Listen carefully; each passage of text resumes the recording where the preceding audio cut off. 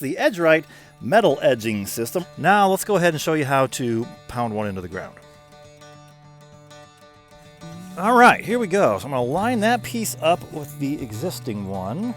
I did find that I'm going to leave just a few millimeters of a gap in between them. The first one I put right next to it, and then if it went in at a slight angle, they almost overlapped a little bit. So from now on, I'm going to probably leave about 2 or 3 or 4 millimeters in between each section. I'm going to make sure I've got the curve that I want. I'm going to make sure I'm ending up where I want it to end up. That's the most important thing.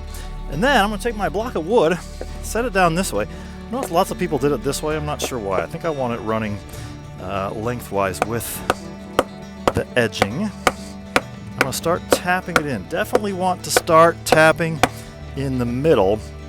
If you put that one end in first, then you put the other end in, you're just going to get this seesaw effect back and forth. So go with the middle first and get it to about the depth that you're interested in. Then I'm going to come out a little bit from the middle this way, a little bit from the middle this way.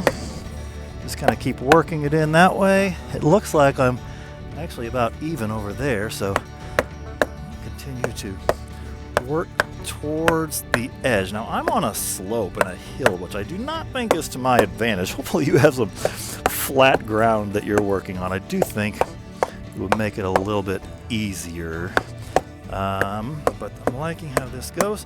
So you see how I'm just running that block of wood around and tapping it in. I've got some really nice soft dirt, so it's going in very easily. I can imagine it may not always be the case. So if you have hard ground or a bunch of rocks, which I do have a bunch of rocks, but I've been pulling a bunch out, it could take a little pulling it out, digging, and have to start all over again. But so far it looks pretty good. Next step, let's put on the clips. All right, these little connecting clips, there are 3 in each bag, and there are 2 bags, so I think I've got 6 of them. I don't know if you can see that, but it separates here, 2 little triangles, and it's just like a pin. It's going to slide over this one. And yeah, see, I said I'm going to leave 3 or 4 millimeters. Well, I've got more than that. So I do have a bit of a gap on this one. I'm going to use the block to tap it in.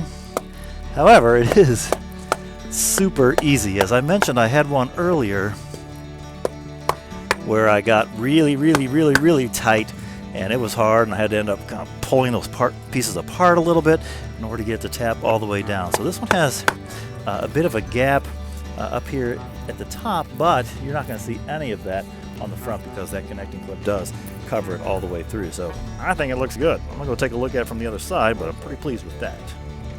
Okay, here's what it looks like from the other side. It looks pretty good, I would say. Now you can see, because I left a little bit of gap in between the 2 pieces, you can see how that rounded edge on top has a little bit of space here before it meets the clip, and a little bit over here. Now on the first one that I did up there, they were so tight. I mean, there's no gap at all between those 2, and it was a little bit difficult to get in as a result.